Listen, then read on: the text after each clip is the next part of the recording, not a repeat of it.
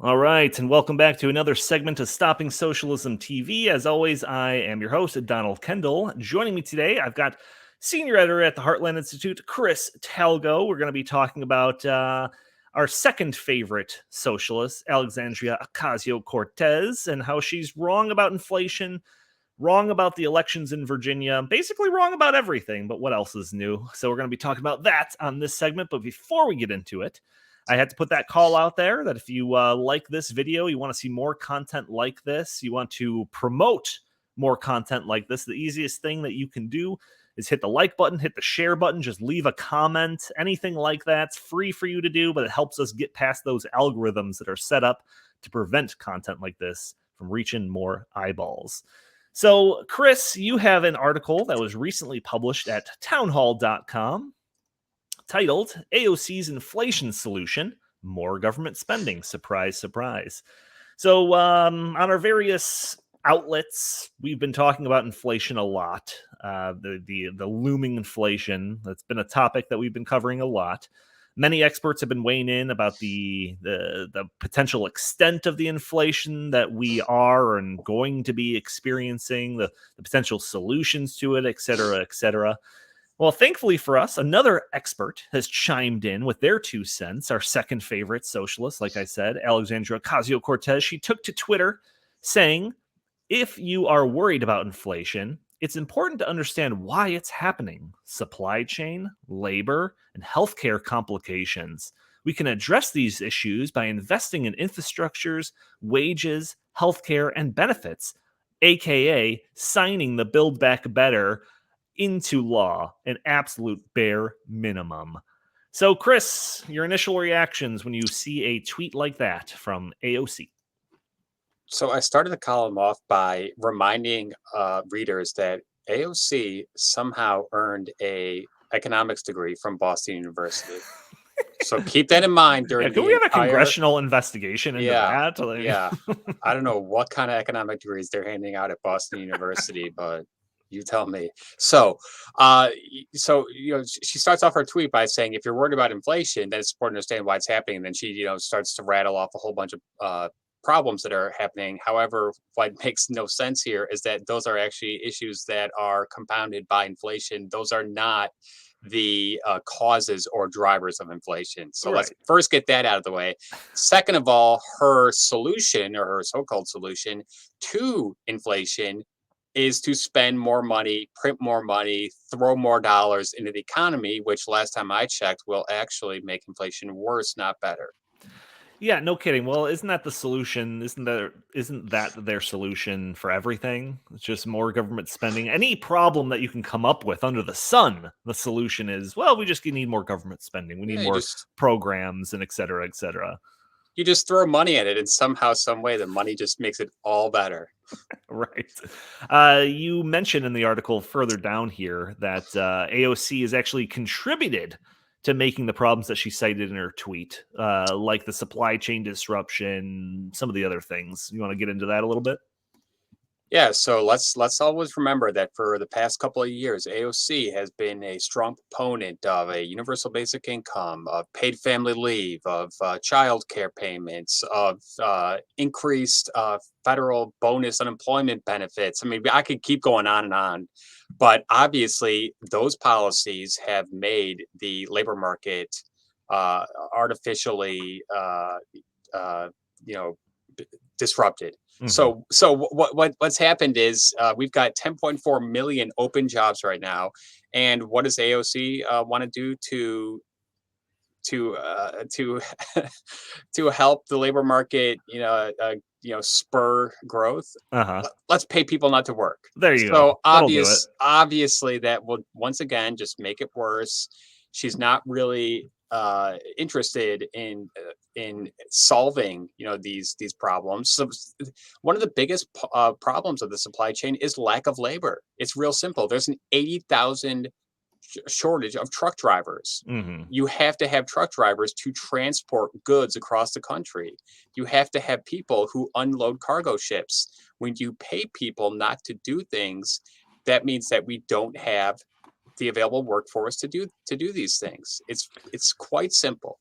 So what do you think would happen? Well, first off, in that tweet, it says signing the BBB, which is Build Back Better. What is BIF? Pardon my ignorance here. Bipartisan infrastructure framework. Of course. Okay, never mind. So, in your opinion, what would actually result of from her solution to the inflation problem of passing the Build Back Better agenda and all of that stuff? What would actually result from that? So if Build Back Better becomes the law of the land, you can bet everything that inflation will get worse. All of the economic disruptions will just be made worse. But here's here's another part of that tweet that I think is really interesting. So AOC says we need to pass the bipartisan infrastructure framework and Build Back Better. However, on Friday night, AOC and 6 other squad members voted against the bipartisan infrastructure framework. The only reason that passed is because 13 Republicans, in my opinion, unfortunately, decided to help Nancy Pelosi somehow get that bill, through the House, which it's already passed the Senate, so it'll go to Biden's desk. But even that bill, that's going to spend 1.2 trillion. It's not going to be on roads and bridges and all the things that they want you to think it is. 10% of that bill goes to what we normally refer to as infrastructure, roads, bridges, ports. A lot of that bill, 90% of it, is what they call human infrastructure. So it's just going to make the inflation problem worse. Their use of language needs to be studied at some point. There needs to be a course in how they use language to their advantage, because they're fantastic at it. So what is it? BIF, bipartisan? It's not bipartisan. Infrastructure? It's not infrastructure. What does the F stand for? Framework. Framework. Okay, I guess 1 out of 3 ain't bad. 1 out of 3. That'll get you a degree in economics at Boston University. All right. What is the actual solution to the inflation specter from your point of view? It's very simple. So first of all, one of the real drivers of inflation is the skyrocketing price of gasoline, energy, natural gas, so on and so forth. I want to make this very, very clear. Before Joe Biden entered the Oval Office, America was energy independent. The price of gasoline was $1 less than it is today. The price to heat our homes over the winter was 50% less than it's going to be this winter. So on the energy front alone, which is, the energy is the lifeblood of the American economy. And if you're going to have energy prices go up 20, 30, 40%, which they are, due to shutting down Keystone XL pipeline, stopping all the new leases on federal land, so on and so forth, that's going to spur inflation from the get-go. Now we're, of course, begging OPEC to pump more oil, because he knows that he's between a rock and a hard place. Yeah. So you've got, that, which is a main cause, but then you've also got all the other policies that Biden's been pushing, from the vaccine mandate, which apparently is in limbo now, to all the social spending, to all the small business regulations. He's making it harder for Americans to go get a job, start a business, be innovative, add to the economic growth. Yeah. Last quarter economic growth, 2.7%. Yeah, it seems like if you wanted to put a playbook together to encourage inflation and to reduce economic growth, you'd be doing a lot of the same things that AOC and the squad and Joe Biden are doing, with the intention of the opposite. But that's a whole nother story. So also on the AOC wavelength, one of the big stories of last week was the Virginia elections. Obviously, there was a kind of I don't know if you would call it an upset. Would you call it an upset? Yeah, I guess it was an upset, right? Republican take the governorship of Virginia. It was kind of a big deal, right? Oh, I'd say it was a humongous upset. And remember, everyone's focusing on the Virginia gubernatorial race, but this happened throughout the country. This happened, in New Jersey. It happened in Long Island, New York. It happened in Seattle, Washington. It happened in school boards across the country. So this was a national repudiation of the Biden agenda. Yeah, I mean, even the governorship in New Jersey was like kind of tenuous for a minute there, which is nobody was expecting it to be that close. But after Biden won the state by 16 points less than a year ago. Jeez, yeah. So, of course, when something like this happens, everyone has their perspective of, how to make sense of the results and all of that. And again, our second favorite socialist, Alexandria Ocasio-Cortez, was no different. She took to, I don't know if this is TikTok or Instagram or something like that, but she, of course, had to weigh in. Let's listen to good old AOC. Plus, on the election front, I actually think we have good news as well. I know that Virginia... Oh, come on, AOC, you can do it. I believe in you. Let me just refresh this. I can paraphrase her, but she's just, oh, you are the worst. You are the worst, Twitter. I know that this was Jack Dorsey coming in here and and screwing this up for me, but you know what? We're probably saving everybody's eardrums a little bit by just paraphrasing AOC, but she basically suggested that her takeaway from the elections in Virginia specifically was that this is what happens when you try to moderate your message and not try to reach out and communicate directly to the more progressive wing of the party. So, Chris, when you hear that that the problem for the left when it comes to elections is they're not progressive enough, what's your reactions?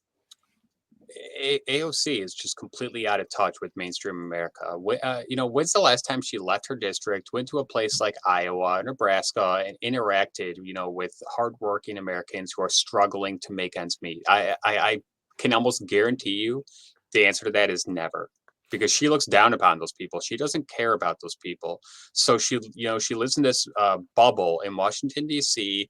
and in New York City, in which, she goes to these dinner parties where people just constantly talk about their progressive policies and how great they are and how, they're so much smarter than everyone else. And if everyone would just listen to them and let them, do whatever it is they want to do, then everything will just be so great.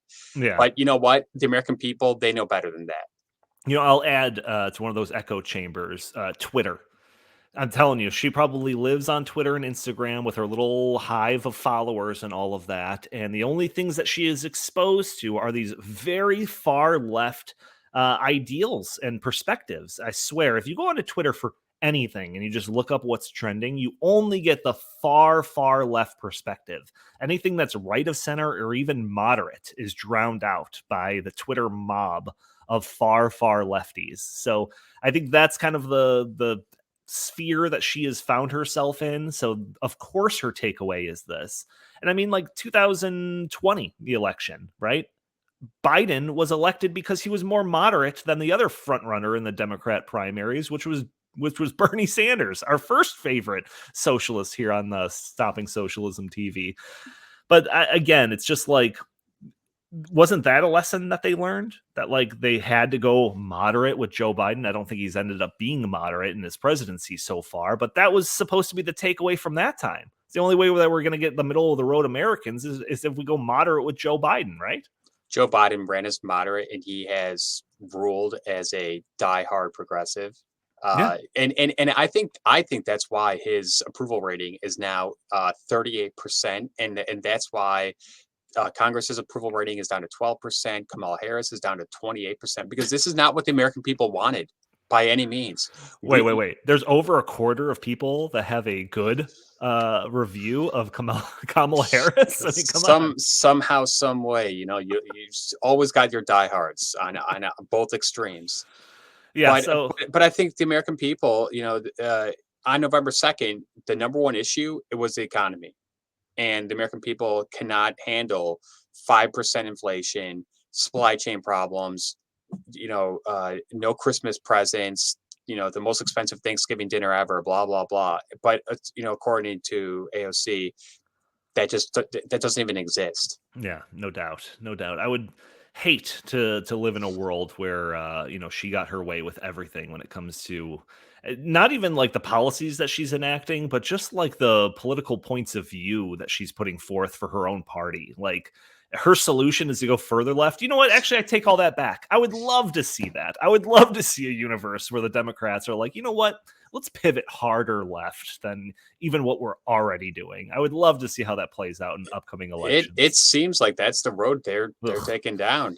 They are putting all their eggs in Build Back Better basket, and I think it's going to blow up in their face. I do not think it will pass. Yeah, well, if the last Tuesday's elections were any sign of or any indication of what's going to happen in the midterms, we'll see what that playbook leads them towards. But all right, Chris Talgo, any last words you want to get off your chest before we sign off for this segment of Stopping Socialism TV?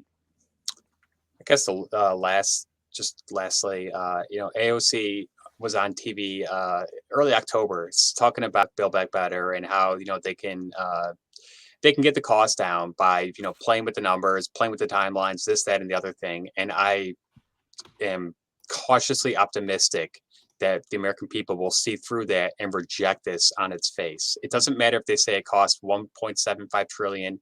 If it's there, it will be there forever, and our American dream will be gone forever.